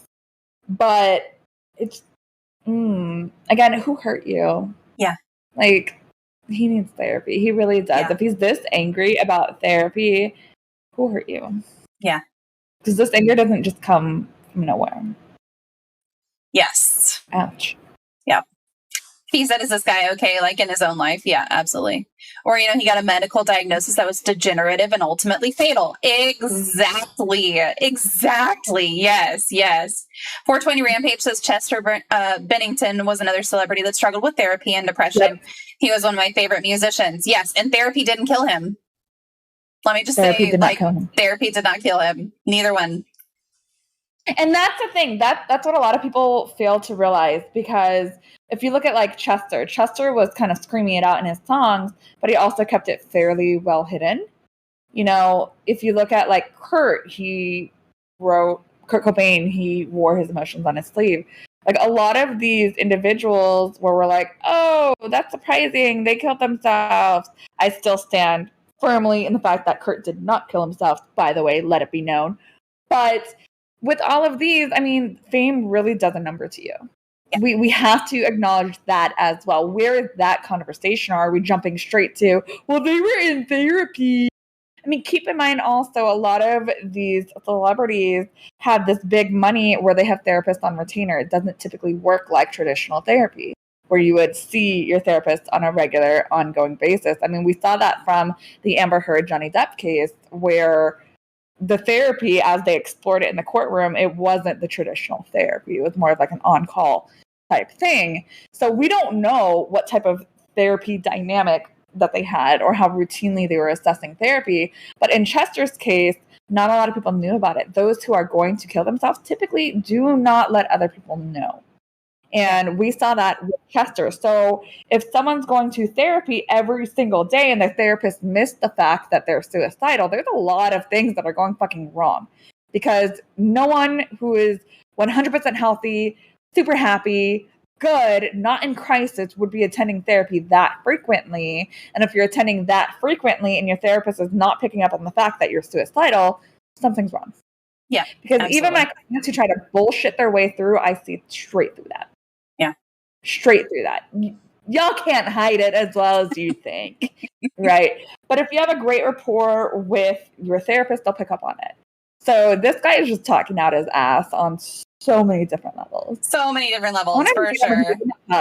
He needs a hug. Do you need a Snickers and a hug, Home Skillet? Yes, absolutely. Yep. So Saito, I'm interested in this comment that you have, and I wonder if maybe you've just typed something wrong, but Saito Architect says, therapy is useless. Both the therapist has failed to get over it, and the patient just puts up their walls the entire session. therapists should fix themselves or shut up. I'm not sure if you can reword that a little bit so I understand what you're saying. But I mean, I would argue that most therapists are probably in therapy themselves anyway. Yeah, I'm in therapy. Yeah, I mean, shit. I mean, I'll be the first to say I'm more fucked up than all my clients combined. I know that. But that's why I'm doing my own work. I'm on psychotropics. I mean, yay, therapy maracas. Hey! But I take meds. But I take meds. Like, I go to therapy. Right? I go to therapy. I work on my shit. Right? Yeah. Not a lot of therapists do that. But one of the main things they teach you in grad school or becoming a licensed therapist is go to therapy. We all need it. But we're holding space for so much dark shit, it's going to take a toll on us. So they actually do encourage us to go to therapy. And, you know, as a therapist, it's not my job to fix people. My job is to help guide them through what they want to work on and teach them the coping skills to use to get through it when they're not seeing me, because I only see them for 1 hour once a week. Some people 2 hours twice, or 1 hour twice a week. But even then, I'm not here to just give all the solutions, because what good would that be? You're sitting with me for an hour, but you don't learn how to apply it, and then you're relying on me for the next 5 years. No, I want you to be able to rely on yourself and to have the tools to cope with different stressors or different things. So if it does come back up, you don't have to run back right into my office or call me on the weekend at a family function because you don't know what to do with yourself. Yeah. So I'm going to argue, no, my job's not to fix fucking anyone. I can try to fix myself, but it's been 30 years. So, you know, why do you think I smoke marijuana? No, but it helps in so many ways. But honestly, every therapist should go to therapy. There's nothing wrong with that. Right. 420 Rampage says he kept it hidden very well. Chester he really did. Bennington. Said he kept it hidden very well. You could tell he put some of the feelings in his lyrics. Yes. And then I'd rather go to therapy and accept help than not reach out and make things worse and bottle everything up until you explode. Yes. Yeah, absolutely. Laugh for purposes, one of my issues is I live with abandonment issues, and I was seeing a therapist for 2 sessions, and on the 3rd session, they felt me seeing another therapist would be better. I understand the therapist may need to fire a client, but one with abandonment issues, it was a rough situation. Yeah, that sounds like it would be a rough situation. I mean, it is good for a therapist to know their limits and what they can help with. I hope that the therapist phrased it in a very nice way and gave you some recommendations. But at the same time, if you're not feeling like it's clicking in the first 5 sessions, I would say maybe, then feel free to seek another therapist too. I mean, I always recommend give it a good 90 days, like about 3 months or so, at least to see change. I'm not vibing with your therapist. There's no like minimum or maximum, honestly. I say give it maybe 4 sessions or so, but I've had therapists I've fired. Like I had a therapist who fucking ghosted me like partway in. No, seriously, it was like right before. No, it was right when I got in my car accident. That really big car accident I got into that like fucked up my neck. Like I needed them during that whole month. I didn't hear from them at all. And I reached out. I'm like, are we having fucking session today or not? Like, you know how I feel about therapists who ghost me. And I never heard from her again. And I got a whole new therapist. It's okay to get a new therapist, right? But I would let them know right off the bat of like, hey, this is something that's difficult for me. If you don't think that you can meet what I need skill-wise, let me know. Yeah. Don't string me along. Yeah, absolutely. He said, I didn't trust therapists for over 3 years because of that. I felt I couldn't trust anyone to stick around, but now I love it. Yeah. I also had a bad experience with therapy the first time that I went, and I didn't go for a couple of years, and I wish that I had stayed going. And I'm a therapist. Yeah. Yeah, absolutely. Okay, so Cyber Architect said, what you're doing there is shifting the certain future failure to the patient, just like try these pills until you find one you like. Maybe it's just straight immoral to take money from sick people if the therapist has the same problem and has outright failed to fix their own self. Can you rephrase that? I'm not sure I quite understand the comment. Yeah, I'm I'm not quite sure I understand either. So you're shifting the certain future failure to the patient if you prescribe medication. Is that what you're saying? And if the therapist isn't like perfect, then they shouldn't be a therapist? I'm just trying to understand what you're saying. I still don't think I quite get it. I'm not able to see the chat because I'm just straight up on Discord right now. So I'm not able to see the comment, but. Yeah, I can read it again if you want. He said or if you want to message it to me. Yeah, so they said what you're doing there is shifting the certain future failure to the patient, just like try these pills until you find one you like. Maybe it's just straight immoral to take money from sick people if the therapist has the same problem and has outright failed to fix their own self. Okay. I mean, you do have a point. You do have a point. I mean, if we, like, say I have really, really bad PTSD, I probably shouldn't be working with clients who have severe PTSD because it could be triggering for me. But I do have complex PTSD. However, I have done years and years and years and years of my own therapy that it no longer affects me at work. I'm able to compartmentalize. But like I've said, I've also lost many friends to suicide, and I'm able to work with suicide ideation very, very, very well. It's my specialty. So yeah, that's why we need to do our own work before working with the same population. But in some instances, at least with me, I specialize in neurodivergency, and I'm neurodivergent myself. That provides me a much deeper insight on a lot of issues my clients come to me with as well, because not only do I understand it, I live it. So yes and no, you don't have to completely work through your shit, like being autistic, having depression, in order to treat clients who have autism and depression. You don't have to be perfect to work with clients. Yeah. Now, do I think that clinicians should have taken the money if they felt they couldn't treat the client? I feel like they shouldn't have taken the money. However, quite often we don't find out about what truly the client is coming to therapy for until we complete an intake with them, until we actually sit down and do an assessment. Now, I don't know how far in to that conversation, nor is it my business to discuss that on an open public forum unless the individual commenting wants to discuss that with me. And, maybe they need help finding a better clinician. Feel free to reach out to me. I'm happy to help troubleshoot things with you.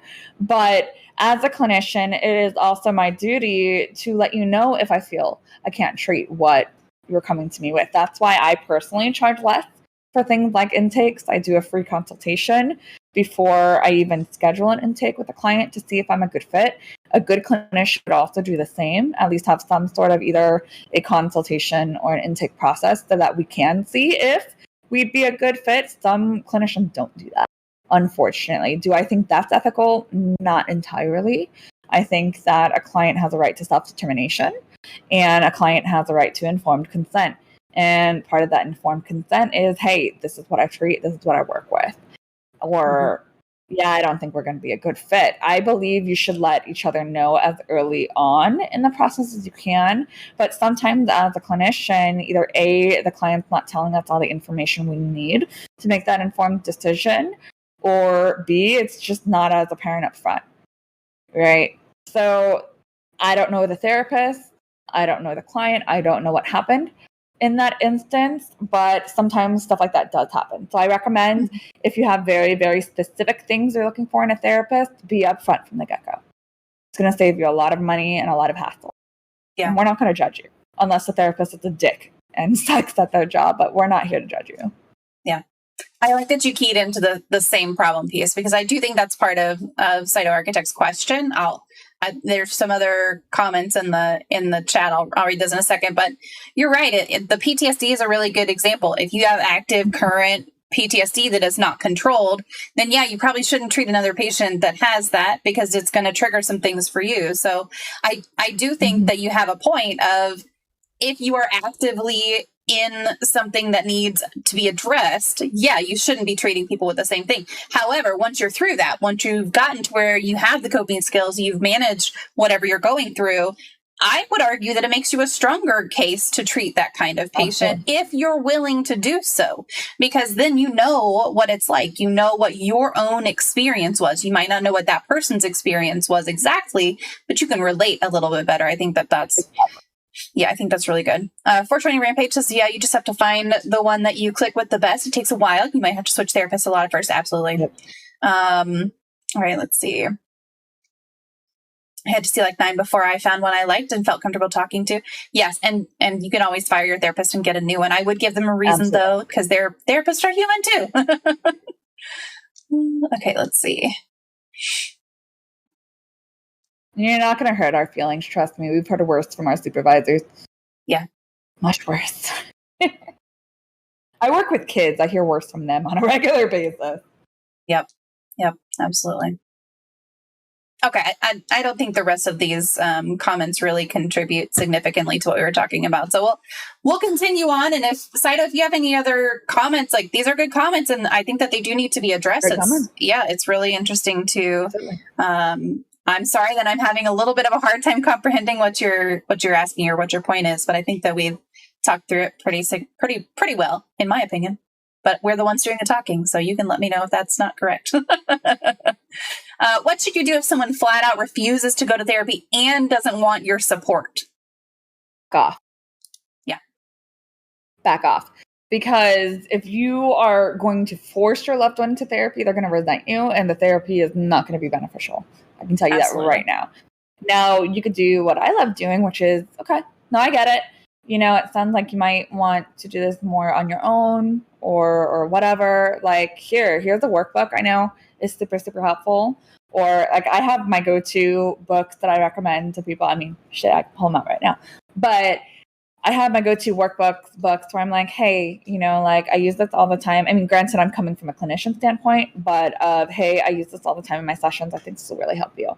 And I just leave it at that of like, or hey, my therapist friend told me about this book. It's fucking awesome. Here you go. Like you might like it or something like that. I think doing like kind of like a book or a workbook of like, hey, here you go and then kind of like back away might help. But yeah, if they flat out refuse, leave them alone. Yeah. Leave them alone. They're not ready. And any additional pushing is going to make therapy in a bad light. Mm-hmm. I agree. Where is the line between encouraging and being supportive and attempting to actually therapize your loved ones? Let me know when you find that line. It's extra fun because my husband he has his bachelor's in psychology and is going to start grad school soon. So exciting. We're kind of dicks to each other when it comes to that. Do as I say, not as I do. But all my clients know that. I trust, like all my clients know that. But the fine line between encouraging and therapizing, I think it also goes in what role you're in, right?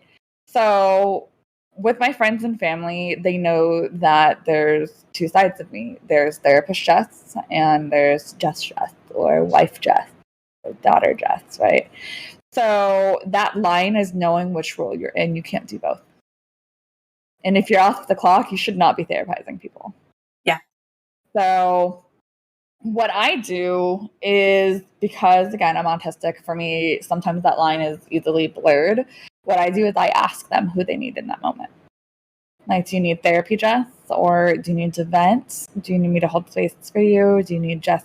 Like, who do you need right now?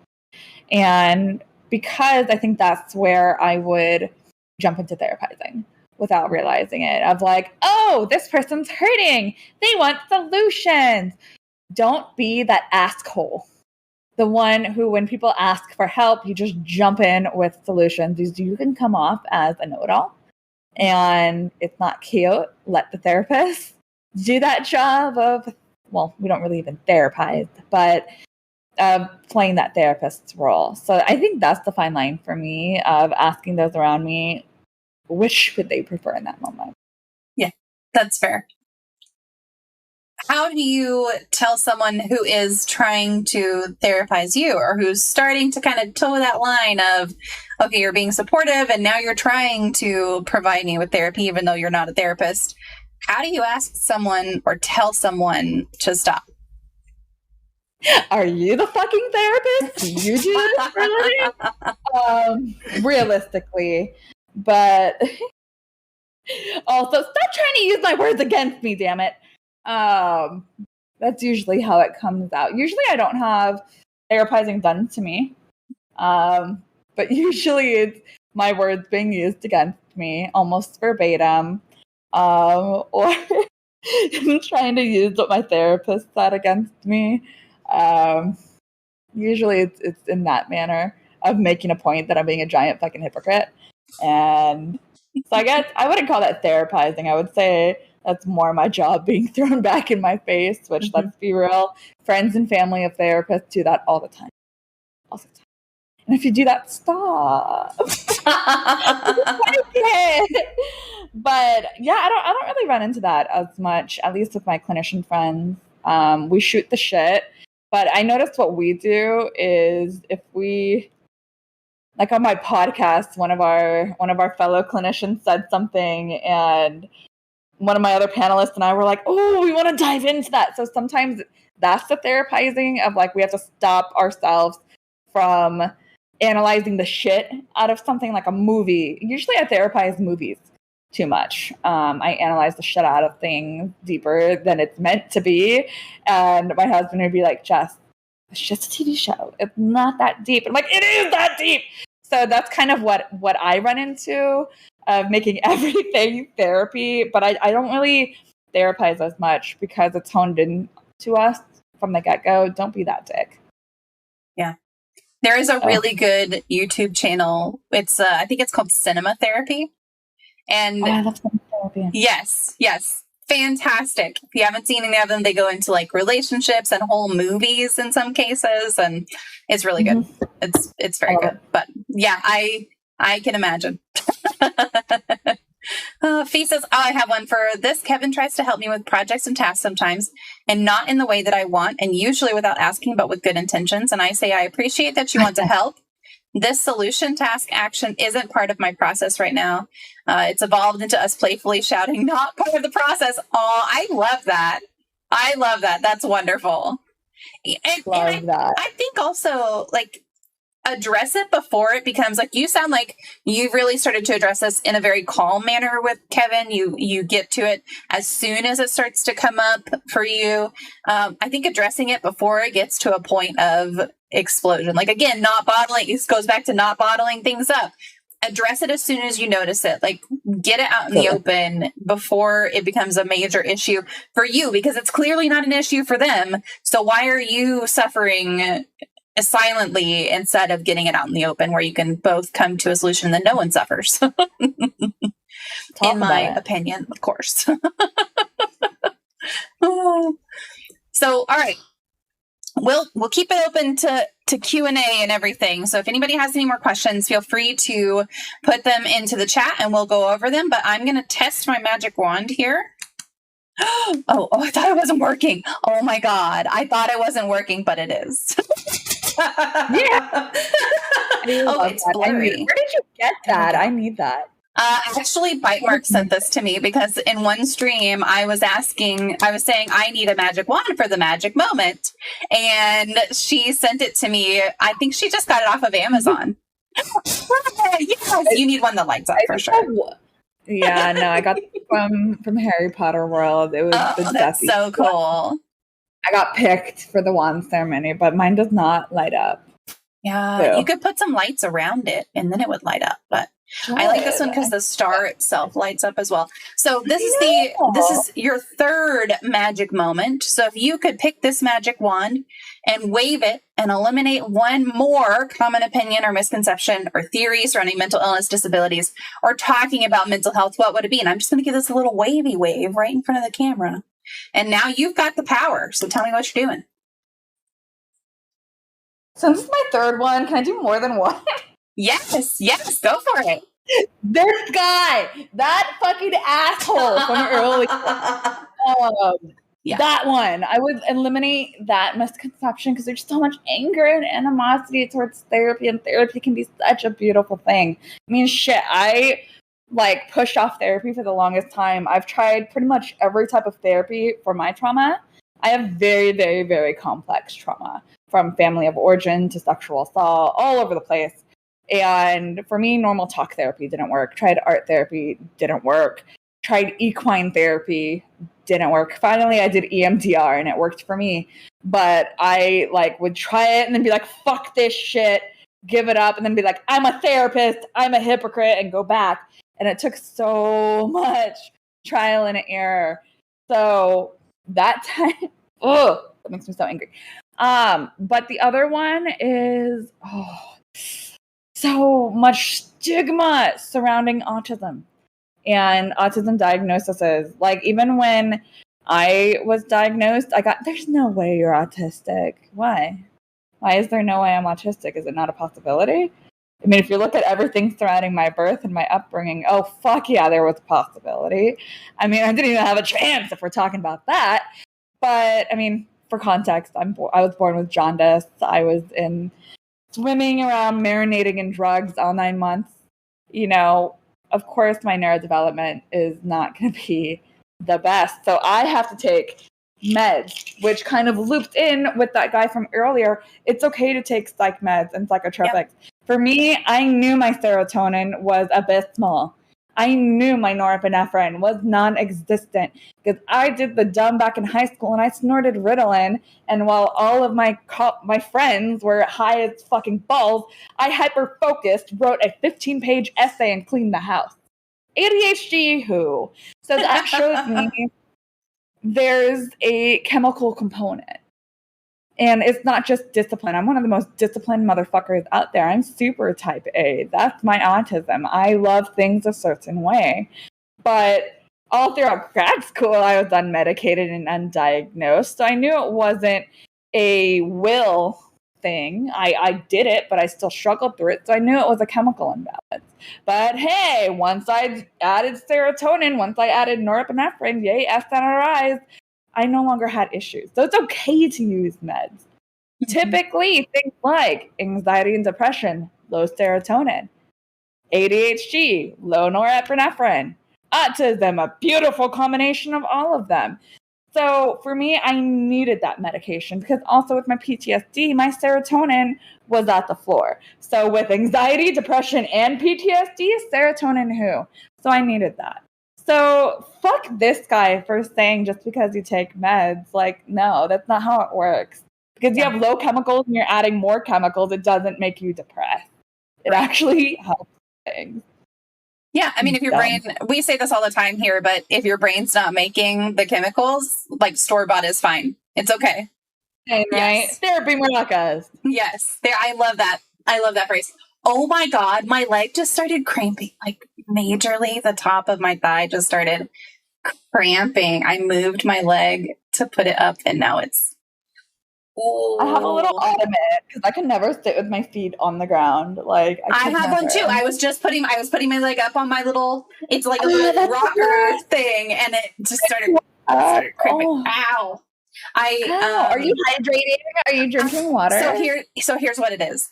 I sprained my ankle and my other ankle. And so I've been putting a lot of my weight and my pressure and everything on my right leg. And it was my right leg that I was just putting up. So it's just because I have an injury on my left ankle. It's causing me to overuse my right leg. Yes, I am hydrating. I promise this is like my third one of these giant cups. That's my one thing.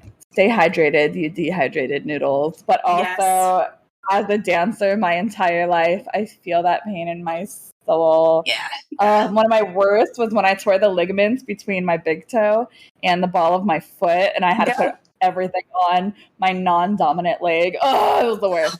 That sounds so painful. That sounds so painful. Oh, yeah. You get all the leg cramps, too, because you're so not used to walking on that leg all the time. Ugh. Yep. I'm sending so much healing love to you. Thank you. It stopped already, but I'm just going to keep my feet flat on the floor for now instead of putting them up like I normally would. But we don't shame diabetics for not producing insulin. It's all just chemicals. Absolutely. Yes. Yep. Absolutely. Why would we shame a different organ in our body? Yeah. For not producing the chemicals? Like, I don't get it. Yep. Absolutely. Okay. We do have one question in the chat. Laughter Purpose says, okay, random question. If you could get rid of one invention, what would it be? One invention. Can I say that guy's TikTok? It's not an invention. I know. An invention I would get rid of. See, I know all these things that I would implement, but one I would get rid of?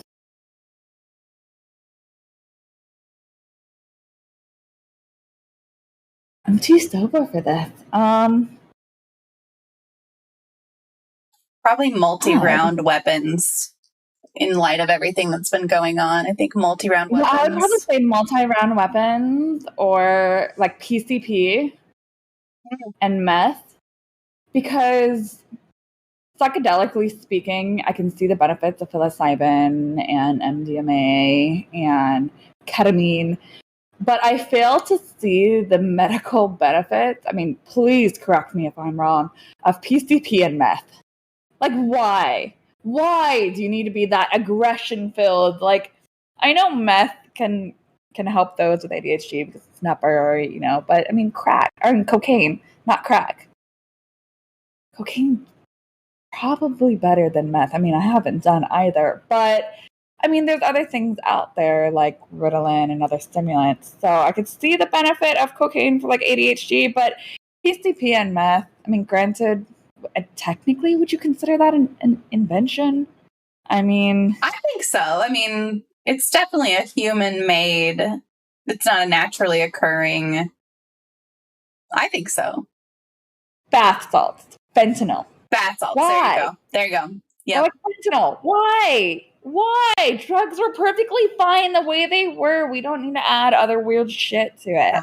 Like, I think that's my why. Like, why are we fucking around with things like fentanyl and giving that stuff a bad rep? Same with, you know, autism and mental health as a whole, of that getting a bad rep. Just stop fucking with it. Leave it alone. So we took this to a really serious place, and laugh for purpose said my answer to that was self-checkouts. Lots of love for self-checkouts from a lot of people in chat, by the way. I'm offended. I love self-checkout.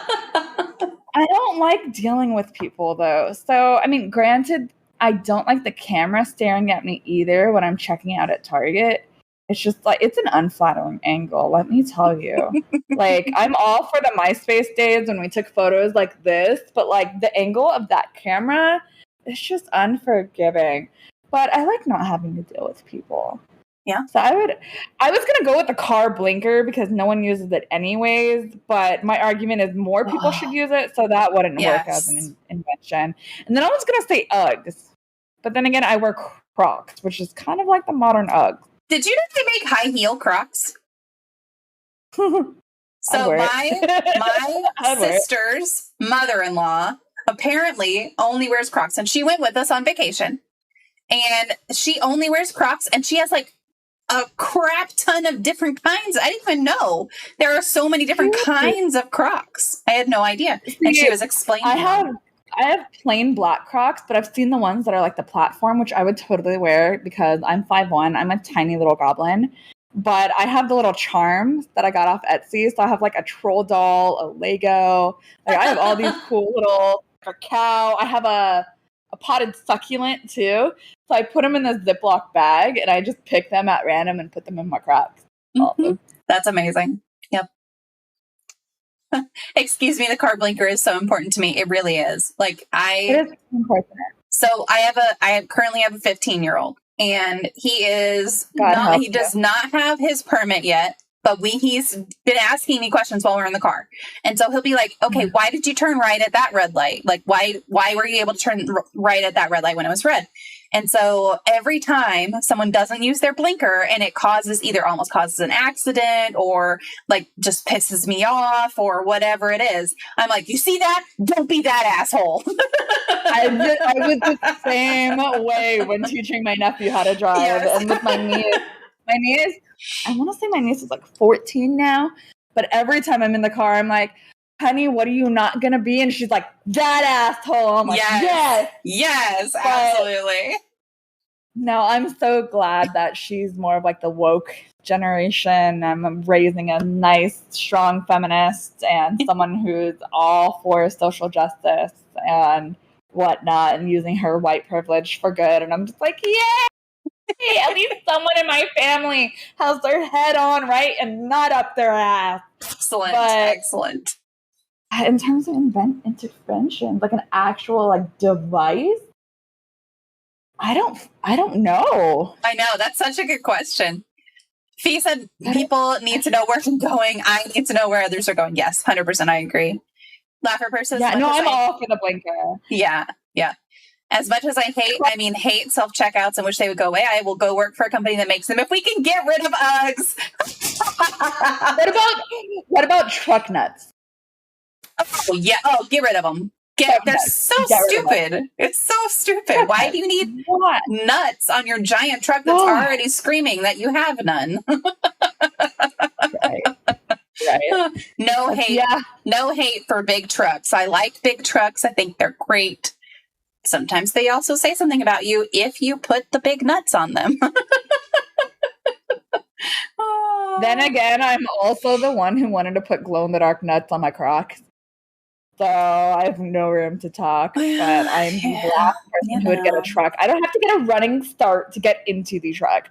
Like my dad had a Dodge Ram truck and it was the first car, or technically car, I've ever driven. And straight up, it had one of those like little bar things to step on. I still had to grab the safety thingamajigger, whatever that little, I call it the oh shit bar. The Jesus but I had handle. To grab the oh shit bar. Is it a Jesus handle? My family calls it the oh shit. Yeah. Differences in our families, but I still have to grab that and have a running start. Like, yep. Oh my God, Bite said they're trans trucks. They didn't come with those fits from the factory. They were added later to complete their gender expression. Amazing. Amazing. That's amazing. I like it. It is a trans support sign. 100%. Yeah. I believe it. I love that. Yep. That's what I'm going to think every time I see them. And just start putting nuts on it. Oh, that's funny. Well, thank you so much for joining us tonight. I really appreciate your time. Sorry we had so much trouble at the very beginning, but I'm glad we got it worked out. I'm glad we were able to have this. It was a really good conversation. Chat, I will be back in just a little bit to play some...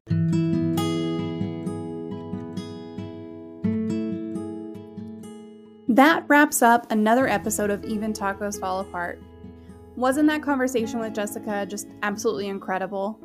I don't know about you, but I'm feeling a lot more equipped to navigate those tricky waters when a loved one needs therapy.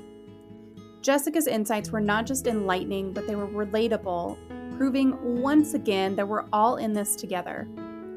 Remember, life is a bit like assembling a taco. It can get messy, things can fall apart, but the love and support we share make it all worthwhile. Before you go, I want to share a quick thought with you, and that's just to quickly remind you, it's okay not to have all the answers, especially when it comes to mental health, and especially when it comes to family.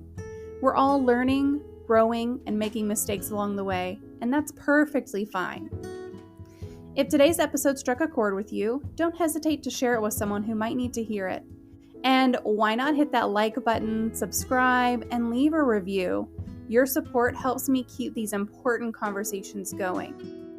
As we wrap up, I want to express my gratitude for each and every one of you taking the time to listen, sending messages, sending emails, leaving comments on posts, and just sharing your experiences. All of those really mean the world to me. Together, we're breaking down the stigma surrounding mental health and embracing the beautiful messiness of life. So until next time, take care of yourselves and take care of each other. And remember, even when tacos fall apart, we still love them and I still love you.